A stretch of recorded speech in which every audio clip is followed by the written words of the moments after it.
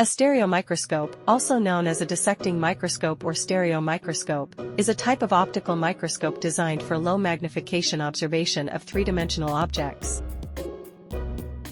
Here are some key parts of a stereomicroscope and its common uses. Parts of a stereomicroscope. Eyepieces, binoculars or trinoculars, these are the lenses you look through to observe the specimen.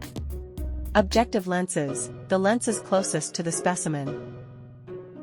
Stereomicroscopes typically have two separate optical paths for each eyepiece, providing a three-dimensional view. Zoom control allows for variable magnification by adjusting the zoom settings. Focus controls, separate controls for coarse and fine focus to sharpen the image. Illumination, light source to illuminate the specimen. Some stereomicroscopes have built-in LED lights. Stage or base, the platform where the specimen is placed for observation. Arm, connects the base to the head and can be adjusted for the height and angle of observation. Uses of a stereomicroscope.